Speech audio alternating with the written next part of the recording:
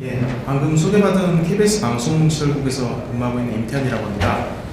제가 오늘 발표드릴 제목은 클라우드 방송 제약용 스토리지라는 제목으로 이제 저희 회사에서 KBS 월드 제작 시스템을 시작으로 하나씩 클라우드 환경화해서 방송 제작 시스템이라든지 서비스용 시스템들을 갖춰 나가는 준비를 하면서 이제 방송 영상 미디어를 제작하는 회사다 보니까 스토리지하고 밀접한 관계가 있고, 이 스토리지를 어떤 식으로 구성을 해서 써야 오픈스택 기반의 이제 클라우드화 되어 있는 인프라 상에서 스토리지를 잘 활용할 수 있을지에 대한 고민을 하다가 작년부터 이제 여기까지 했던 시도들을 모아서 결과를 공유해 드리려고 합니다. 발표하게 되는 내용은 다음과 같습니다. 현재 KBS 일단 지상파 3사는 대동소이하고 많은 방송사들이 스토리지를 어떤 식으로 구성해서 사용하고 있는지, 그 다음에 클라우드에서 이런 기존 방송사들을 사용하는 방식대로 스토리지를 구성을 했을 때 어려운 점, 그리고 이런 점을 보완하기 위해서 어떤 식으로 공유 스토리지를 구성해야 하는지, 실제 이 문제점들을 어떤 식으로 보완하기 위해 노력을 했는지, 이 안에서 또 테스트했던 솔루션들, 그 다음에 이런 것들을 반영해서 제품화 개발 또는 테스트 과정 어떤 식으로 진행했는지, 이런 노력들 뒤이어서 어떤 식으로 이제 향후 계획을 갖고 있는지에 대한 내용들을 모아서 발표해 드리겠습니다.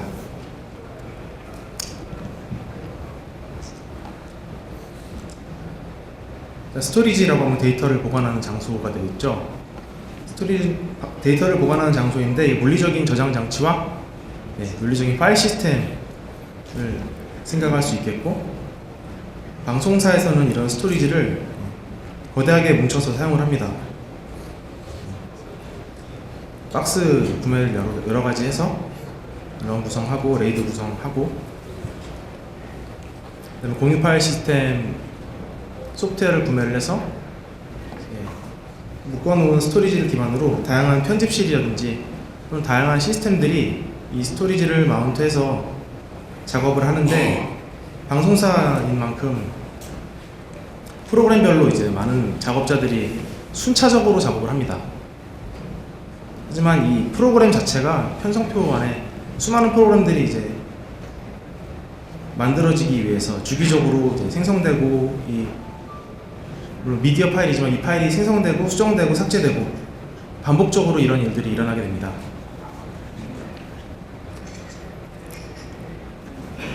유명한 그림이죠, 되게. I/O 관점에서 중간에 이제 블럭 I/O, 파일 I/O 이 측면을 가지고 일반적으로 공유 파일 시스템, 또 스토리지를 구성하는 구분을 해놓은 그림이죠. 방송사에서 현재 대다수가 사용하고 있는 환경은 FC 기반의 SAN 공유 스토리지가 되겠습니다. 블럭 I/O가 일어나는 지점을 일단 타 장비들하고 비교를 해주시면 좋겠고요.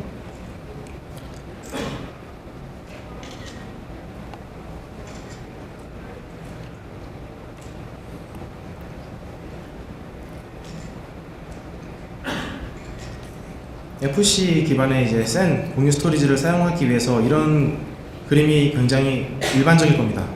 방송사에서는 이제 이렇게 SAN 디렉터를 중심으로 원본 고해상도 스토리지 밑쪽에 이제 왼쪽에 있는 이제 사스 디스크를 이제 잔뜩 꽂아서 하이엔드급 또는 미드레인지급의 이제 원본 메인 스토리지를 사용을 하고, 이 스토리지에 이제 NLE라고 가운데 있는 저기 원통형 맥프로 그림인데, 편집실들에서 이제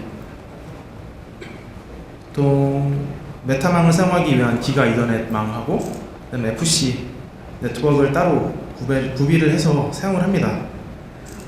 백업 스토리지도 이렇게 구성이 마찬가지로 되고, 그다음에 이 FC 네트워크에 결국 데이터를 쓰기 위해서는 다 FC 망을 쓰고 있는 거죠. 메타망을 따로 이더넷에서 분리하긴 하지만 이런 식으로 이제 그림이 되겠습니다.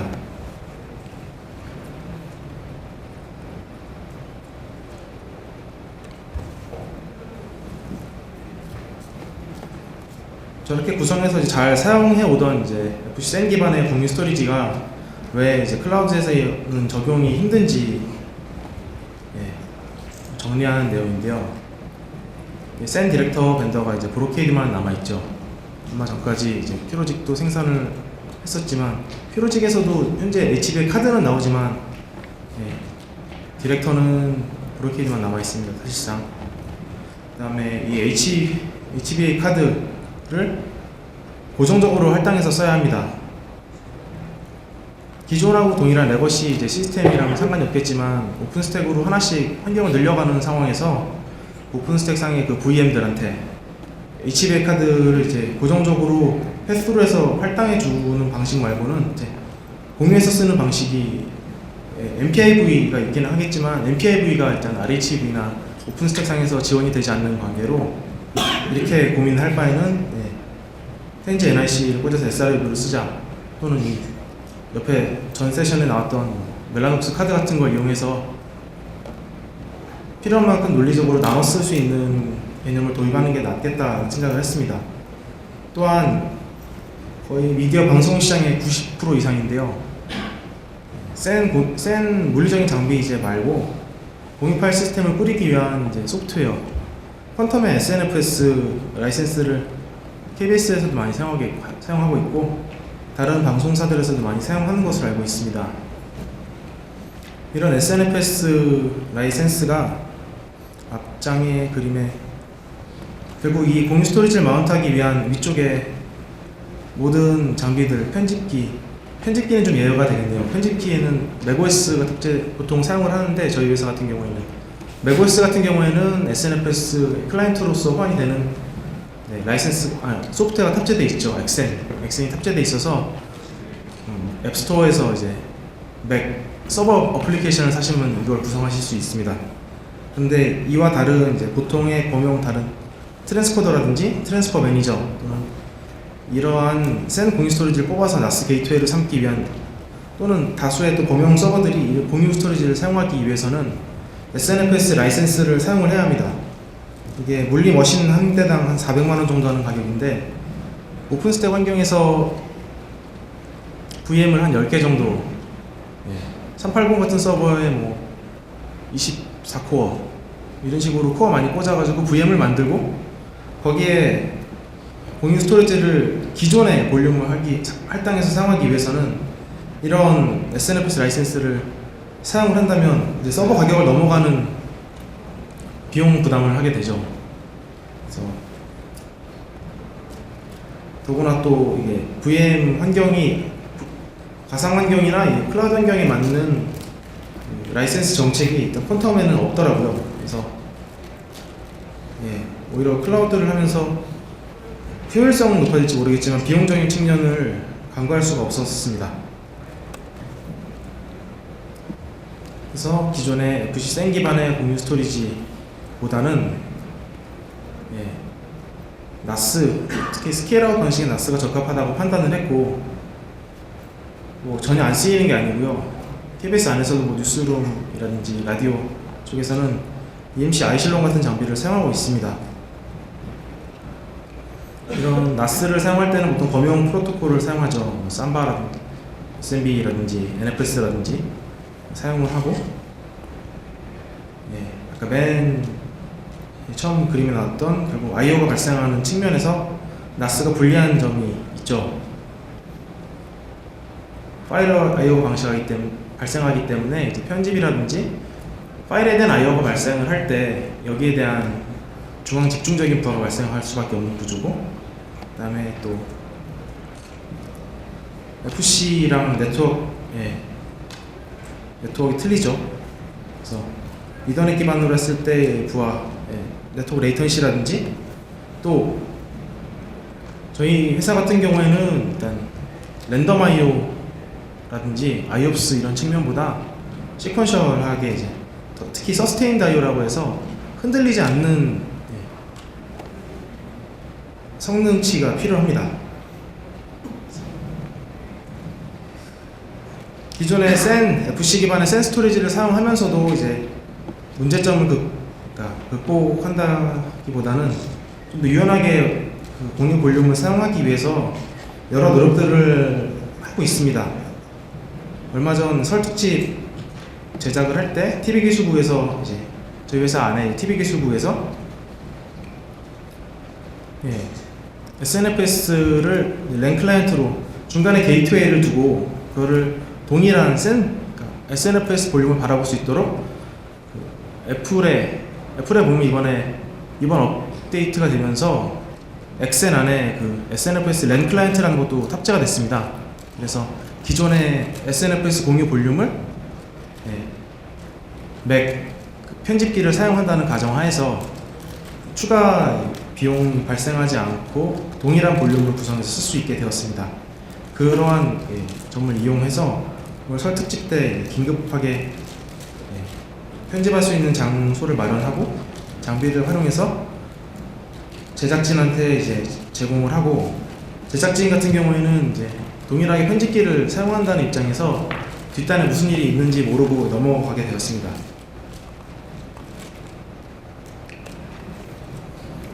이거는 SNFS 공유 볼륨 같은 경우에 FC만 가능한 게 아니라 아이스카시로도 구성할 수가 있습니다. KBS 아메리카 사업을 할 때 아이스카시 기반의 SNFS 공유 스토리지를 구성을 했었고, 그 아이스카시 그리고 이더넷을 사용하게 되는 건데, MTU 9000 전보 프레임을 세팅할 때 또는 장비, 그러니까 하드웨어 박스, 스토리지 박스와 이제 서버들 양 끝단의 지점을 오프로드 세팅을 맞춰서 사용했을 때, 이런 테스트를 했을 때 값입니다. 테스트 진행 순서는 이렇게 진행을 했었고요.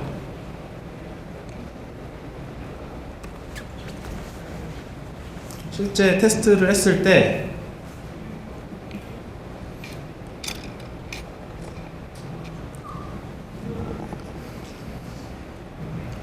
오프로드 TOE 이걸 쓰려면은 양 끝단의 장비에서 지원을 해야겠죠. 일단 하드웨어 박스, 스토리지라든지 서버 쪽 양 끝단에 NIC에서 지원을 해야 하기 때문에 그 가정이 되어 있어야 하고, 비교를 이런 수치를 했습니다. 크게 나누자면 전보 프레임을 세팅하고 이제 리눅스 서버 쪽에서 TOE 관련된 세팅들 조합을 테스트해 본 건데, 전보 프레임 세팅한 값보다 오히려 기본 MTU 값 사용하고 리눅스 쪽에 이제 TOE 세팅을 했을 때 값이 한 10% 정도 향상이 되는 것을 확인을 했습니다. 결국 앞에까지의 노력은 일단 지금 틀 안에서의 노력이라고 생각을 했고요. 한번 여기서 이제 공유 파일 시스템, 저희 방송사 환경을 이제 둘러싸고 있는, 또는 지금 많이 사용자들이 이제 있는 솔루션들을 이제 비교를 해보자면, 퀀텀 SNFS가 일단 방송 제작 환경에서는 독보적입니다. 현재는 그렇고, 이 SNFS 클라이언트를 이제 랜 환경에서도 사용해 줄 수 있도록, 같은 볼륨을 랜 환경에서 사용해 줄 수 있도록 해주는 랜 클라이언트가 있고, 근데 이것도 굉장히 고가입니다. 그 다음에 인텔의 러스터, 이건 테스트할 때 저희를 지원해 주신 회사가 있습니다. 테스트를 좀 했고, 이것도 레드 클러스터가 있겠습니다. 레드 클러스터 같은 경우에는 일단 구성이나 스케일아웃 하기 일단 굉장히 쉽죠.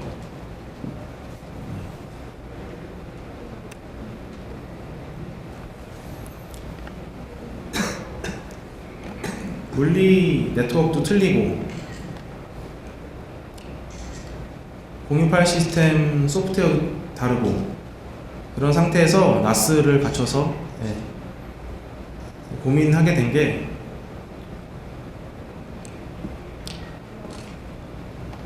앞쪽의 노력으로는 결국 한계가 있다고 생각을 했고, 기존의 틀 안에서 하기보다는 NAS 아키텍처를 갖고 가는 게 좋다라고 생각을 했기 때문에, 문제점이 있는 부분을 극복하면서 만들어 쓰자 라는 관점에서 이런 정리를 해봤는데,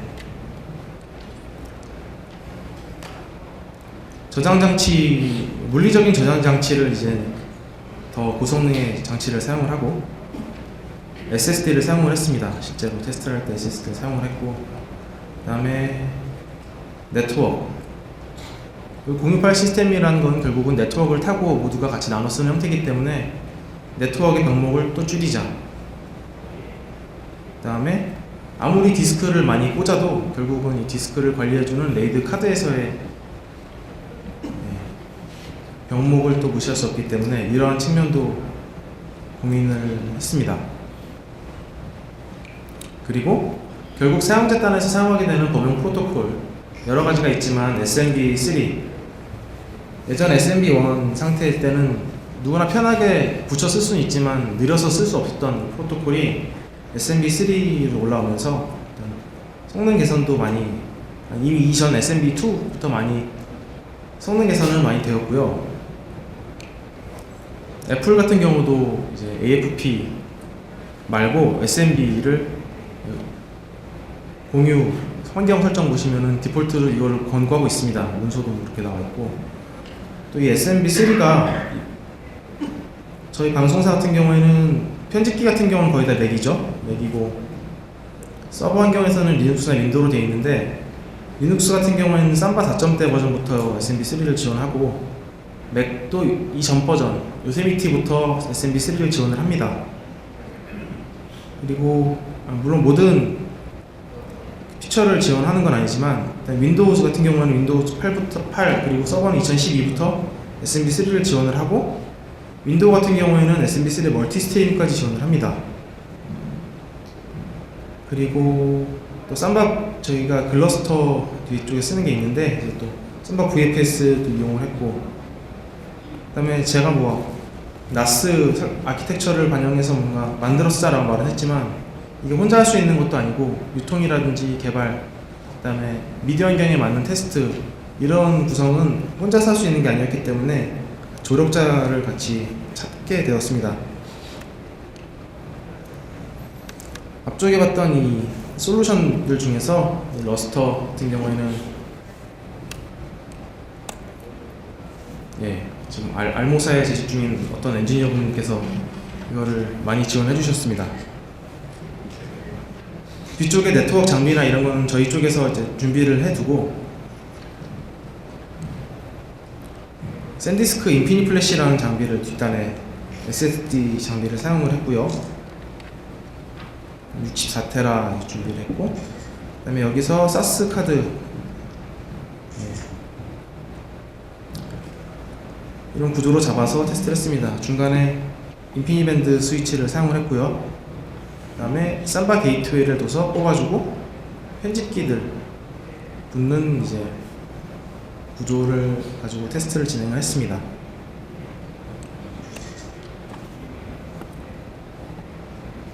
바로 이게 성능치가 나오는데, 이 측정은 VB벤치를 사용해서 이 4대 앞에 클라이언트 4대에서 VB벤치로 이제 부하를 가했을 때입니다. 리드 라이트 7대3의 비율로 부하를 가했고요. 윈도우 7 같은 경우에는 SMB2, 윈도우 8 같은 경우는 SMB3를 붙였고요. 일단 이런 속도가 나왔습니다. 저희는 서스테인드 IO라 그래가지고 이렇게 IO 그래프 상에서 흔들리는 아래 지점이 저희가 보는 성능 지점입니다. 그래프 상에서 흔들릴 때 이 아래 지점에 달하게 되면 편집기 상에 올린 영상이 편집을 할 때 프레임 드랍이 발생하면서 편집할 때 프레임 드랍이 발생하면서 편집기가 멈춥니다. 그런 상태를 저희가 쓸 수 없는 지점이라 판단을 하고 테스트를 하기 때문에 VD벤치로 부하를 가했을 때 아래 지점을 일단 보지만 전체 평균 IO를 기록한 수치는 화면에 있는 수치와 같습니다. 윈도우에서 이런 수치가 나왔고, 맥에서는 이런 수치가 나왔습니다. 일단 맥북하고 맥프로가 되어 있지만 장비에 성능 차이가 있었기 때문에 맥프로가 일단 이 당시 최상의 스펙을 가진 맥 프로였습니다. 전반적으로 이렇게 좋은 모양새가 나왔고요. 흔들리지 않고. 이쪽에서는 맥 프로에서는 좀 흔들리는 값이 나오긴 했지만 평균 수치, 스루풋 같은 경우는 굉장히 좋은 수치가 나왔었습니다.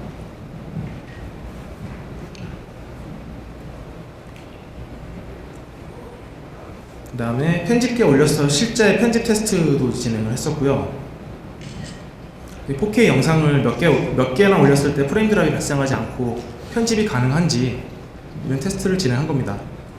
아까도 말씀드렸지만 편집기상에서 프레임 드랍이 발생하면 바로 편집기에 멈추거든요. 그래서 프레임 드랍이 발생했는지 안 했는지를 알 수 있습니다. 그래서 영상 올려서 진행을 했고, 일단 윈도우 같은 경우는 에디우스라는 편집기를 이용해서 테스트를 했었고, 테스트했던 영상은 일단 4K 30p 영상을 가지고 테스트를 했고, 맥 같은 경우에는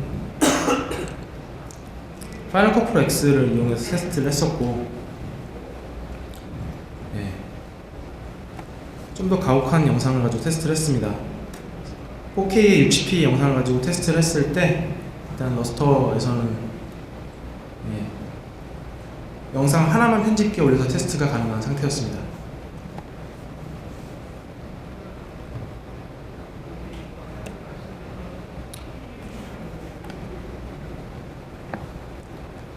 글루시스라고 이제 또 저희하고 같이 협업을 하게 된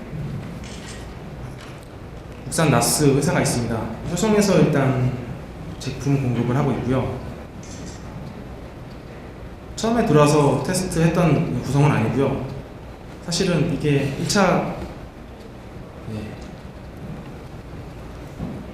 후반 쪽에 갖춰진 내용입니다. 결국은 이런 모양새를 갖추게 됐지만, 일단 처음에 글루시스에서도 셀프를 탑재해서 일단 POC에 참가를 했었습니다.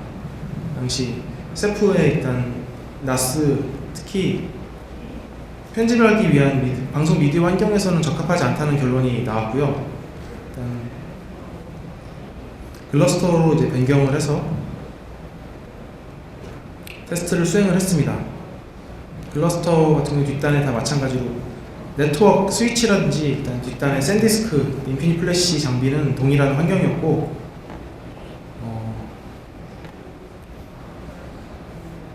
글러스터 RDMA를 활용했습니다.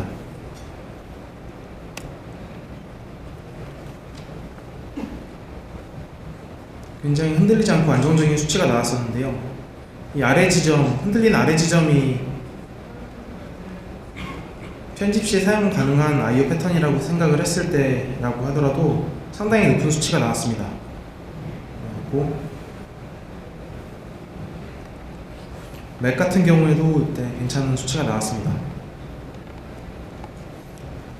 방송사에서 쓰는 스토리지 같은 경우에는 평균 I/O도 어느 정도 중요하겠지만 흔들리지 않는 이 그래프 패턴이 중요합니다.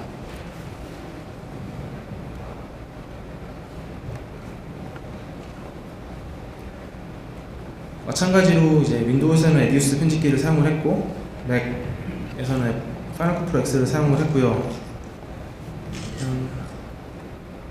현재 HD 제작 환경에서는 당연히 활용이 가능한 수치가 나왔고요. 그 다음에 좀 오타가 있네요. 프로에스 코덱을 사용했을 때도 일단 두 스트림은 안정적으로 진행했고, 영상에 따라 좀 틀린 경우가 발생하긴 했지만 일부 세 개의 영상까지도 올려서 정상적인 편집이 가능한 경우도 있었습니다. 안정적으로 편집이 가능한 일단 영상 4K 60p 영상을 2개까지는 안정적으로 테스트를 했었습니다.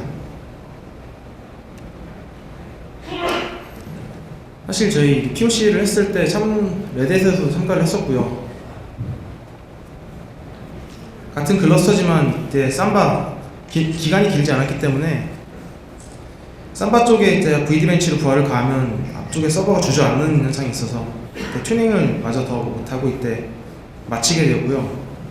러스터 같은 경우에는 좀 구성 난이도가 높더라고요. 저희 회사 입장에서 일단 직접 들여다보기에 난이도도 높았고, 또 작년 이제 8월 지나서 이제 또 2차 테스트를 하게 됐는데요. 이때부터는 이제 제품화 논의도 같이 생각을 하면서 또 4K 관련된 편집 테스트를 할 때 좀 다른 구성을 갖고자, 어차피 4K 영상을 직접 편집기에 올려서 다 하기에는 서버 쪽도 그렇지만 단말 편집기 쪽에서도 리소스의 한계 때문에 정상적으로 여러 저희가 HD 제작을 할 때 열 몇 개의 영상을 이제 멀티캠으로 편집을 하는데, 이런 환경 자체는 4K 환경에서는 아직 단말도 무리고 서버도 무리인 상황이기 때문에 중간에 애니웨어라는 솔루션을 둬서, 애니웨어라는 솔루션이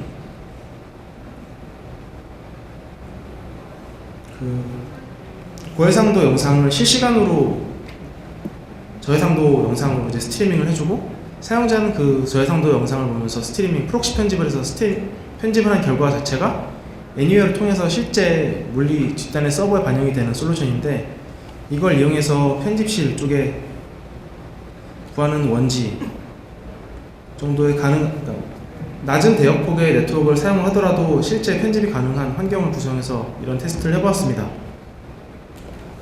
대신에 이 애니웨어를 돌리는 서버 같은 경우는 40G 이더넷을 활용을 했고요. 이 멜라녹스의 이 6012 12포트짜리 스위치인데, 이게 56G FDR로 활용도 가능하고 40G 이더넷으로도 활용이 가능합니다. 그래서 이런 구성을 했었습니다. 이 글루시스 노드에는 클러스터가 올라가 있는 상태고, 클러스터는 IB 기반의 RDMA를 사용했고, 애니웨이에서는 40G 이더넷으로 영상을 받아서 편집기 쪽에 저해상도 영상을 내려주는 환경이었습니다. 달라진 점은 샌디스크의 장비에 이제 64테라를 더 꽂아서 128테라를 만들어 놓고 테스트를 했었습니다.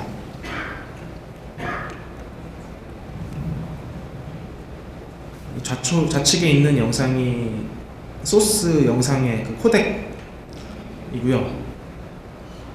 우측이 결국 타겟 코덱입니다. 이거는 테스트하는 사람들의 환경에 따라 값이 틀릴 수 있겠지만, 저희가 갖고 있는 환경에서는 일단 극단적인 수치를 뽑으려고 노력했습니다. 이 장표 안에 A라는 값은 이제 프리미어 애니웨어를 통해서 프록시 편집된 결과들이고요. 이때 사용한 프리미어 애니웨어는 2014 버전이었습니다. 14 버전이었고, L1 같은 경우에는 맥프로 이제 6코어의 12GB 램을 가지고 있는 장비였고, 그다음에 L2 같은 경우에는 이 당시에 높은 스펙을 가지고 있던 맥프로 12코어의 16GB 램을 가지고 있는 장비였습니다.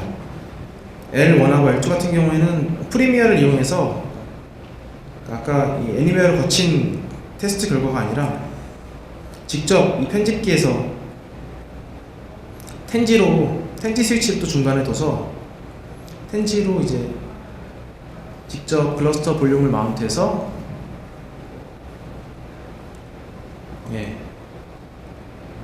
코덱 간의 변환을 했을 때 결과를 기록한 값입니다.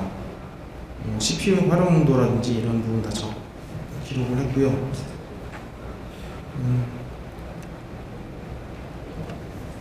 1차, 2차 때 사용했던 장비 목록입니다.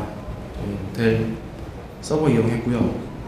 멜라녹스 인피니밴드 스위치, 그다음에 주니퍼 텐지 스위치, 이거는 직접 텐지로 이제 편집기에서 붙였을 때 사용을 했고, 샌디스크의 이제 올플래시 박스를 사용을 했었습니다.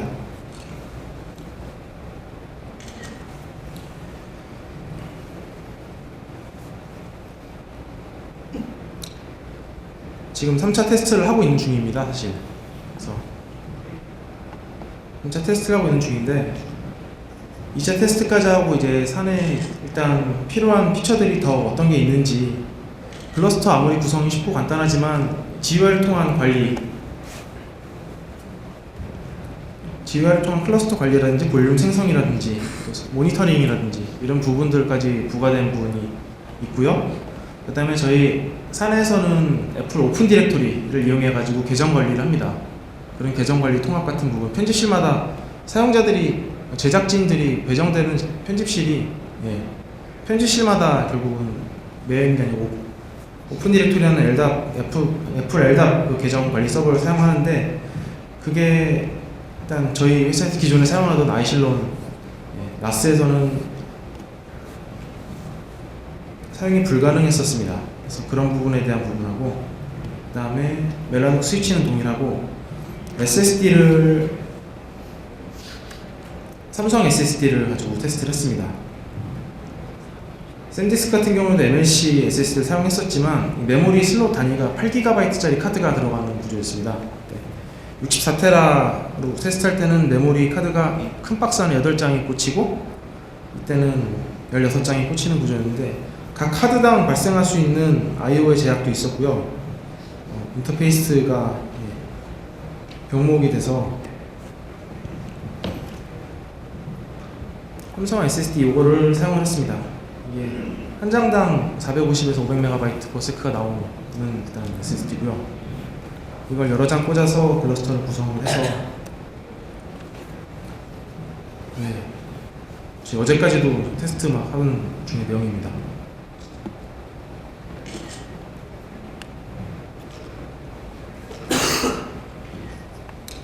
SSD 12TB씩 나눠서 꽂았고요.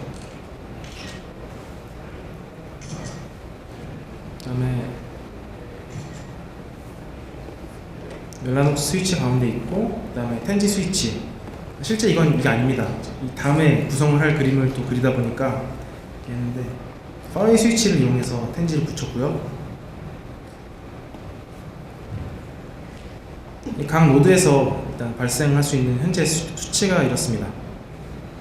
3월 초까지 진행되는 테스트이기 때문에 결과를 좀 뽑아내는 게 좀 더 자세한 값이 있는 게 아니라 이 정도 대략적인 수치만 일단 기록을 했습니다. SMB3 한 세션에서 일단 1.2GB/s 정도 나오고요. 퓨즈를 붙이고, 퓨즈 마운트한 게 아니고요. 정확히 말하면 퓨즈를 두고 뒤에 삼바를 통해 접근하는데, 뒤쪽에 바로 퓨즈 플러스 삼바일 때 한 노드에서 2GB/s, 그 다음에 삼바 VFS4 클러스터 FS 사용했을 때 노드당 3GB/s를 찍어냈습니다. 그 정도 속도가 나왔고요. 이 밑단의 레이드 같은 경우에는 장비 레벨 안에서의 레이드 제로 잡았습니다. 레이드 5로 잡으면 속도가 한 30% 정도 더 떨어지더라고요. 일단은 대략적인 수치를 뽑기 위해서 이런 구성의 테스트를 했었고,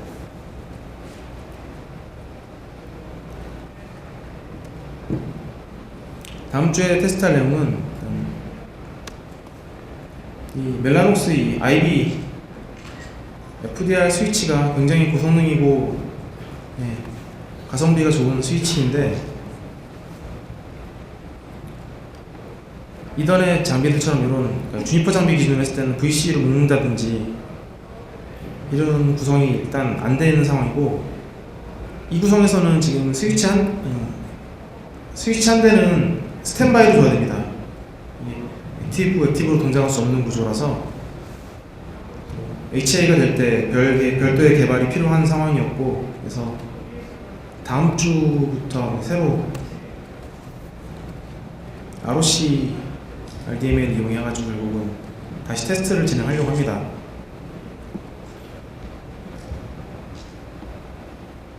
스위치 간에 일단 멀티셔시 인커그리게이션 가능하기 때문에 앞에서 했던 고민은 넘어설 수 있고, 장비 레벨에서도 이제 SSD를 좀 더 꽂고 레이드 구성도 하고, 그다음에 또 리플리카 구성까지 테스트를 하려고 합니다.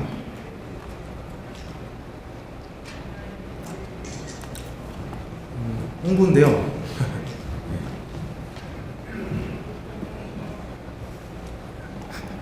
클러스터가 사용하기 쉽지만 일단 관리자 입장에서는 GUI를 보면서 하는 것만큼 더 좋은 게 없겠죠.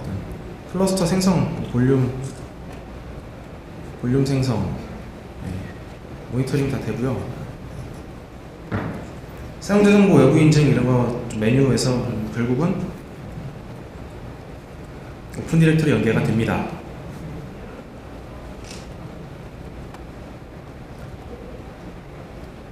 네트워크 구성이나 일단 장비 SSD를 활용해보자. 사실 SSD를 이런 테스트를 해보자 생각하게 된 게 제가 지디넷 그 기사를 보고 했던 것 같은데, 작년 3월달인가 때 샌디스크 기사를 실으시면서 기가바이트당 1달러 SSD 가격파괴 이런 기사를 보면서 이걸 생각하게 됐습니다.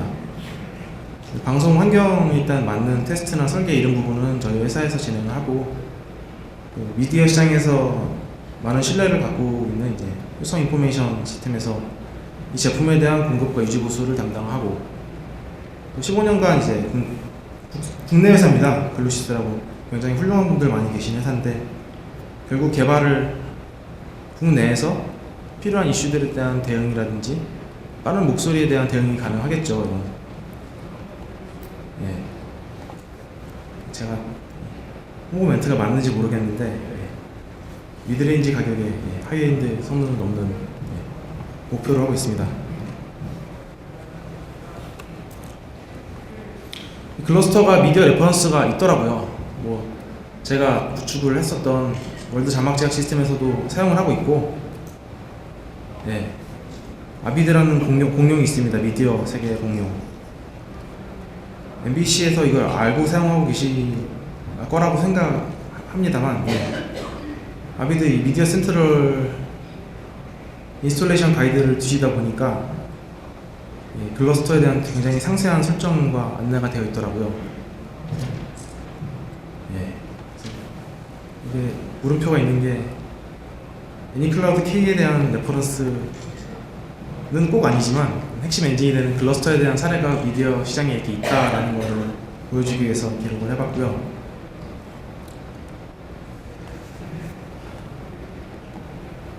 향후 계획입니다. 올해 할 것도 있고 좀 더 걸릴 것도 있겠지만, 다음 주부터 하는 거네요. 향후 계획인데, ROC를 이용한 테스트 못하네요. RD 죄송합니다. 그다음에 엠렉 이용한 이제 이중화 테스트도 할 거고요. 궁극적으로는 어차피 스토리지 노드 같은 경우에는, 특히 방송사 같은 경우에는 많은 성능이 필요하기 때문에 아이로닉하고 결합했을 때 많은 효과를 낼 수 있다라고 생각을 합니다. 생각을 하고, 그 다음에 저희 회사에서 자체적으로 가지고 있는 고속전송 솔루션하고 스위프트홈 파일하고 이제 트랜스코더 이런 걸 엮어서 일종의 사용자한테는 단순 웹하드처럼 사용을 하겠지만, 바깥쪽에서 고속으로 전송을 해서 안쪽에 오브젝트성으로 들어오고, 또 사용자가 필요한 포맷으로 바로 변환까지 해줄 수 있는 올해 사업 예정입니다. 이건 사업 안에 들어있는 내용이고, 그 다음에 삼성에서 일단 MLC SSD이긴 했지만 이게 SATA 인터페이스를 가지고 있는